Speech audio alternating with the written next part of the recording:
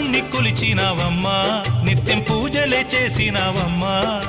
గూడు చెదిరిపాయ గుండెల విసిపాయ గూడు చెదిరిపాయ గుండెల విసిపాయ కొలిచిన రామయ్య కొండ దిగిరాడాయే వందనాలమ్మా అమ్మా వందనాలమ్మా